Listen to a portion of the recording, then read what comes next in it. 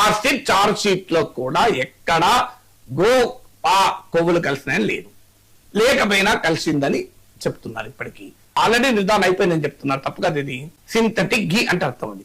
ఈ గొడ్డుకోవు పందికోవు గోలేందండి. ఇది కాక బాత్రూమ్ కెమికల్స్. ఇంకా మీకు ఆశ్చర్యం చెప్తాను, నేను చెప్పకూడదని అనుకున్నాను కానీ తప్పనిసరిగా చెప్తున్నాను. నాకు ఫోన్లు చేసి నన్ను తిడుతున్నారు, బెదిరిస్తున్నారు.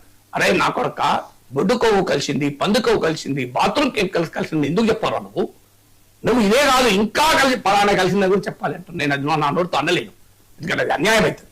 కానీ అది కూడా కలిసిందని చెప్పాలంట. నేను ఎవరు సార్ కాల్ చేసింది? ఎవరంటే ఆ నెంబర్ కూడా నేను లోకేష్ గారికి పంపాను. నేను పబ్లిక్ గా రివీల్ చేయలేను కాకుండా, ఎందుకంటే అది ప్రైవసీ ఇష్యూస్ వస్తాయి. నేను లోకేష్ గారికి పంపి 3 రోజులు అయింది. ఏమన్నారు సార్?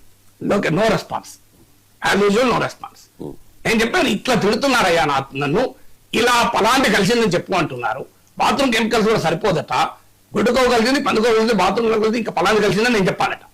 నా మీద ఒత్తిడి తెస్తున్నారు చెప్పమని, బెదిరిస్తున్నారు, తిడుతున్నారు చెప్పమని అన్న లోకేష్ గారు చెప్పి 3 రోజులు అయింది, నో రెస్పాన్స్. ఈ పరిస్థితి ఎందుకు తెస్తున్నారు? కారణం ఏంటి? ఇప్పుడు ముఖ్యమంత్రి బాత్రూమ్ కెమికల్స్ అన్నాక, హోంమంత్రి దానివల్ల ఆరోగ్య సమస్యలు వచ్చినాయి అన్నాక కింద జనం అనరా చెప్పండి? నేను మళ్ళీ 2 చేతులు జోడించి చెప్పేది, అయ్యా మీరు నన్ను తిట్టినా, కొట్టినా, చంపుతామని బెదిరించినా నేను మాత్రం అనను. దేవుని ప్రసాదంలో ఏ ఆధారము ప్రూఫ్ లేకుండా గొడ్డుకోవు కలిసింది, పందికోవు కలిసింది, బాత్రూమ్ కెమికల్స్ కలిసినాయని మీరు అనే భాష నేను వాడను. అయ్యా ఈ మాట వినదలుచుకోలేదు, నేను అనను. మిమ్మల్ని ఏం చేసుకుంటారో చేసుకోండి, మీరు ఏమి చేసినా నేను రెడీ. నేను మాత్రం అనవన్నను బెదిరిస్తున్నారు. ఆ బెదిరిస్తున్న వాళ్ళ నెంబర్లతో సహా నేను రాష్ట్ర మంత్రికే పంపాను, నో రెస్పాన్స్. నేను ఏం చేయాలి చెప్పండి?